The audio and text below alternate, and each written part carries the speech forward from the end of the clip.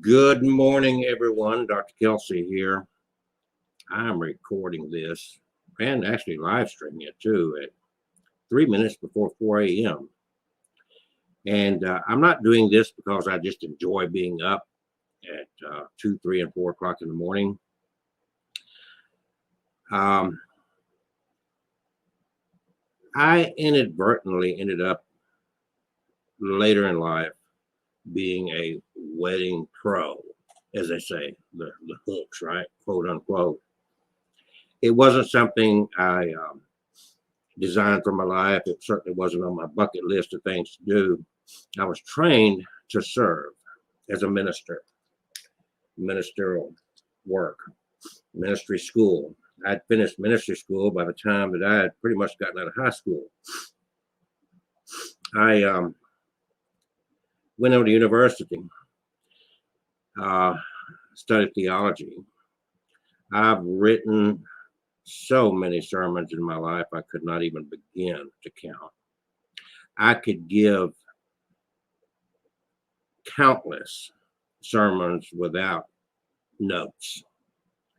And I'm not doing this to brag. I'm talking about experience. That's it. I'm just shy of 67 years old, and I've been doing this since I was a kid. My dad put me, and we were very much involved in the church. My dad was a pastor. He put me on the pulpit when I was 6, 7 years old, little child with a Bible in my hand. And I have served all my life in one capacity or the other. University, I even worked at a funeral home, cleaned up the death scenes, scraped brain matter off of sidewalks from someone getting their brains blown out by a bullet. To this day, after some 25 years solid of being a caregiver, hospice, non-paying gigs, if you will. This is in my role and experience in serving people, and my compassion and empathy for people is what keeps drawing people to me, even in my old age. And it doesn't end. It's not like it just, I stay busy. I have been on my soapbox for years before I ever joined a Facebook group. Before I even joined Facebook, I was on my soapbox about vendors not having a plan in place, a contingency for an emergency. Years ago in Coleman, Alabama, and I've shared this story ad nauseum. A bride calls me the very week of her wedding. Her minister had died the week of his wedding. No contingency plan, no forethought. And I see this with photographers. I see it with DJs. I started carrying for ceremony purposes, one of these tailgate Bluetooth boxes with me, along with my own music on my cell phone and so forth, because it's amazing how many DJs they show up with one laptop or not long enough power cord. There's one I did at a golf course, and they were trying to use a generator for power supply, and they've got the generator back, must have been a quarter of a mile, running an extension cord from it, trying to operate the DJ equipment, and it wouldn't work off a generator because they were trying to get the generator away from where the ceremony was, so the noise, because it was a gasoline generator, blah, blah, blah. And I've got a wedding behind this one that I've got to get to. And this guy, they keep playing with his equipment. So I had my tailgate box brought out. I don't know, there were 50, 60 people there. And it's a good sounding box. If you've ever used one of those, you can do ceremony music with these all day. And I had someone fetch it out of my vehicle and bring it there. And the kid doing the DJ work looked at it and says, you think that's going to work? And I responded, yours isn't. You see, I'm a friend of the bride's. I can be the friend of a vendor, but I'm not supporting vendors that are not professional. A professional is going to think about the couple they're serving. I don't care if you're 20 years old. I don't care if you're 40 years old. I don't care if you're 60 years old. You can have an emergency. You can die. Numerous things can happen because you are a human being. You're not a professional if you're not thinking about the possibility of something happening and the bride being stuck because you didn't plan. They hired you because you're a professional. Wow, you're a professional. And then you have something come up, and at the last minute, you're pleading, oh, this happened, and can somebody help me out? Trying to get another vendor to fill it at the last minute. I can't understand someone that calls themselves a professional photographer and coming up on a wedding. I need a second shooter. You mean you're a photographer and you don't already have second shooters lined up? You're gonna wait to the last minute before you network a second shooter? You're gonna wait till the last minute you're a DJ and you don't have a backup plan for playing music?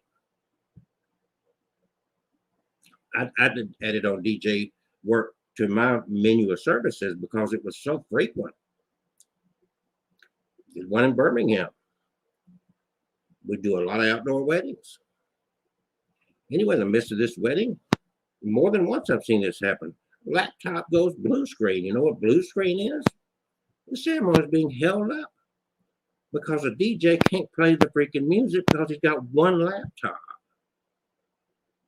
And he can't, he's stuck. Who's thinking of the couple?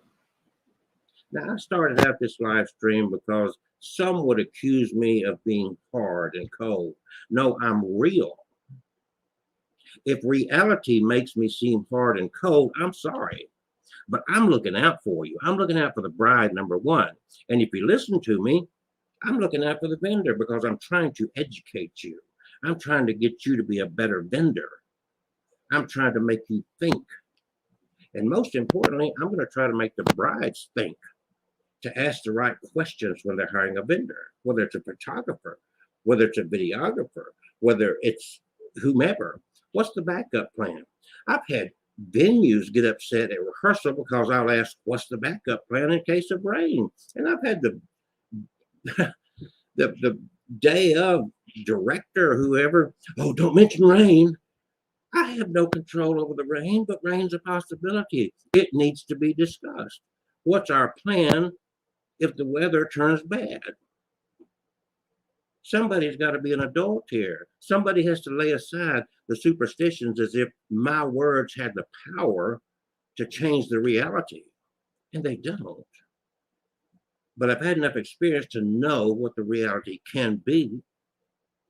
And weddings are not a do-over job. Oh, I'm sorry. Time out. We got to do this over. No, weddings don't work that way. This is a one-time shot. And I tell all my couples, I don't like repeat business. My couples speak for me because I look out after them. I dress appropriately for their occasion. I conduct myself appropriately for their occasion. It's their wedding. I'm not there to control anything. I'm there to serve. And as a role in service, the way I present myself at the most intimate day of their public lives, I'm doing a key job there. And as a minister, I'm thinking of all these things because I do a lot of things.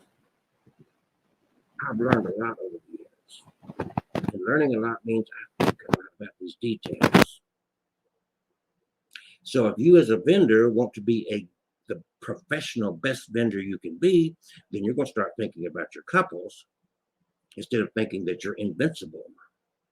Because this evening again, or yesterday evening, Friday evening, right there, it's commonplace. I see it all the time. Either I need a second shooter. I need a second shooter. This one, a death in the family. I'm not cold-blooded. My heart goes out to you. Death happens. All my family's dead. I've been dealing with hospice. I've been dealing in death care and the dying for decades of my life. I'm not a cold, heartless person, but I'm a professional. And that means I'm going to look out for the couple, the people I'm serving. I'm not serving the vendor, I'm serving the couple. There's no vendor of any rank that's writing me a check or giving me any money. The vendor's not my boss. The couple is. That's who I'm serving. So I'm always going to look out for them. And that doesn't make me cold-blooded simply because I say, hey, brides, lesson to be learned here. Because I've been on this subject for a long time. I see it over and over and over. I've seen photographers leave their camera in a hot car and their cards actually melt in their camera. I've seen people lose their entire wedding pictures because of thoughtlessness of a photographer. I've seen photographers not show up. I've seen DJs not show up. I hear all the time a bride panicking. My wedding's in 2 weeks and I can't get a hold of my vendor. Why? You've got cell phones, you text, you email. You can't stay in communication with the people you serve. You don't have the heart and the empathy to realize what this couple's going through. No, because it's not a service role for these guys. If you want to be the best vendor possible, you're going to cover for your client. You're going to cover for weddings are not a do-over. It's not like doing a professional photo shoot for a CEO of a company. That's not it. That's not the way it works. But chastise me all you want, thinking I'm cold-blooded. I'm professional, and I'm serious about what I do. And I will remind the brides over and over, ask the right questions. It's not just about the reviews. The reviews are important. Don't get me wrong. The reviews tell a story, but how far back do the reviews go? Not everybody writes a review. Bad things could have happened. And there's things that have never happened to this vendor before that could happen. And that's the questions you need to ask. If I hire you, Jack, what happens if you have an emergency? What happens if you get COVID? What happens if you end up in the hospital? What happens if your mother dies? What you going to do? And if they say, oh, I've got you covered, I want the name and the number of the person you got me covered with. Because if you die, I've got no way to get a hold of this person. You see, you can save a lot of money by going with these little mom and pop businesses. I would say that a good 70 to 80%, if not more, of all DJs and photographers are doing it as a side gig. It's not their main gig. They have a career. They are working at some other job, UAB or whatever. I talk to these vendors. I only know, I can count on one hand out of the thousands of vendors I know, I can count on one hand the professional vendors that live solely off of what they're doing for the couple, that solely live off their work as a DJ or a photographer. And you can bet those that live off of it 100%, their photography is not a side gig, their DJ work is not a side gig, weddings are their thing. You can bet they're the ones that's going to have you covered. The problem I see is these people that have gone to Best Buy and bought a camera, or gone online and bought a camera, or taken an online course, or went to Guitar City and bought some DJ equipment, and they just wanted to make some extra money on the side. And I'm not saying these people can't be bad. I'm just saying 9 times out of 10, they're not they don't have your ass covered. Something happens to them, chances are the couple is going to suffer. And this vendor is in a last minute panic to cover something because they didn't pre-plan. See, there's a difference between a professional And a non-professional, professional already has thought about the potential of these issues coming up. Laptop. Laptops go belly up. I sit at my desk, the one that never moves, right here. And it can go blue screen. It can go bad. Any of this stuff can happen. Do you think I'm going to go do a DJ job with just one laptop? You don't think I'm going to have some plan of action to cover for the bride, the one that's paying me? They're not going to sit there and have empathy for you. They hired a professional, right? You go and you have an emergency. You get to the emergency room. Oh, I'm sorry. The doctor had an emergency. We can't help you today. You're going to have to come back tomorrow. Weddings are not a do-over job. Weddings are not a postponement affair. They've invited people a lot of times from all over the country, sometimes all over the world. And you're going to risk their wedding day because you didn't plan for the possibility of what happens to humans every day, from illness to death to equipment failure. It happens every day. You're not immune to this. So number one, brides, ask the right questions. What's your plan of action? How are you going to cover me? I tell my brides all the time, I learned, it's not just me.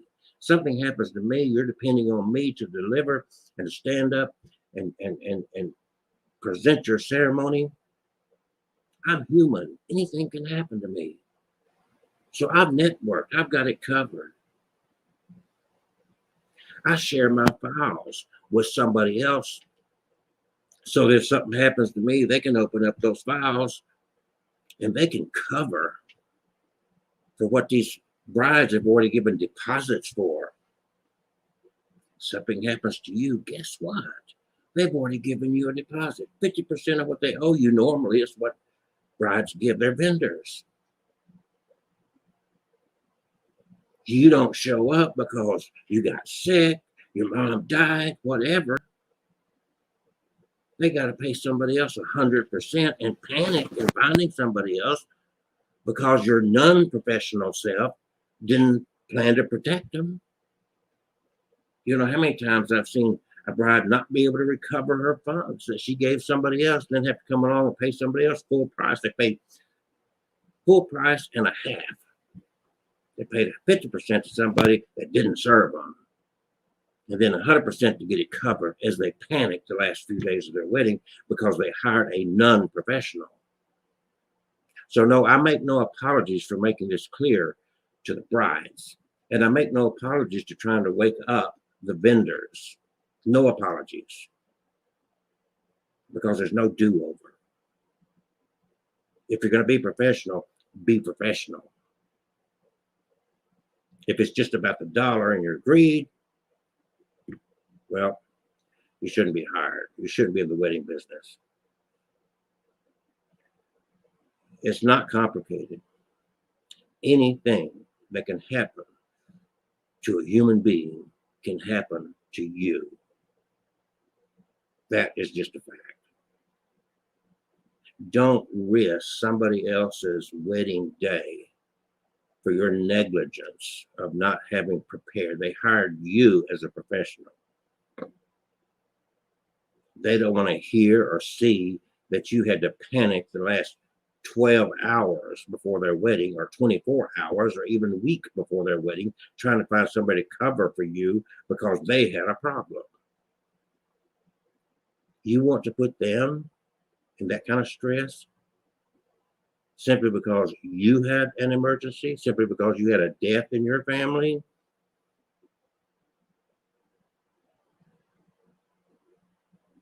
Death happens. On this planet, a good 250,000 people die every 24 hours. This is a fact. It's sad. I can offer condolences, but condolences does not get this straight. Saying I'm sorry, I'm sad, So sorry for your loss does not get this straight. I see so many that have communication skills. Do you realize what a bride goes through the last 2 weeks or so of her wedding? Some of them the month before a wedding. Do you realize what they go through? Then they start emailing, calling, texting you, and you don't respond. I get it all the time. I see it posted on Facebook and social media all the time. I get calls and emails. Dr. Graham, I can't get a hold of my minister. I'm not sure if they're going to show up or not. Are you available just in case? And I've got to look at my calendar. It's like, well, I've got somebody available just in case. Guess what? If something happened to me, I've got people available just in case. I didn't wait for that emergency to happen. If I'm called to do and cover the music, I've got it covered. Even in the case of a power failure, they're going to have music because I'm a professional. And that's why I've been successful in what I do. That's why the couples love me, because I'm looking out for them. And if smart vendor will listen to what I'm saying, instead of criticizing me for being concerned about the couple. So there's a difference, folks, between being a professional and an unprofessional. You better think about the people that's writing your check and what they're going through. That's what matters. You got to end up panicking, reaching out to somebody you don't even hardly know. I mean, I see that in the most latest case. 50 people respond, 25, 50 people. I'm available. It's like, who are these? I'm going to pin on somebody I don't know. Just a shot in the dark. I'm going to send somebody I don't know to cover with this bride. That's not professional. You're taking a gamble on somebody else's wedding. You're taking a gamble on sending somebody that's got a $99 point and shoot camera. You don't have a clue. Oh, you're a photographer? Yeah, thank you. Just take pictures. I'll edit them. You don't know anything about them. You just want covered because I got an emergency. Where's the bride? Who's thinking about the bride? Who's thinking about the couple? Who's thinking about their wedding day? Should have been thought about a long time ago. This should not be the last minute thing. And yes, my condolences to anybody that's had a loss in the family. Believe me, I lost all of mine. They're gone. I'm dealing on hospice now. I don't get paid to do the things I do except for weddings. That's my source of income. And I've written a lot of books. So there you go, folks. Cold, harsh reality of life. No sugarcoating. Just the facts.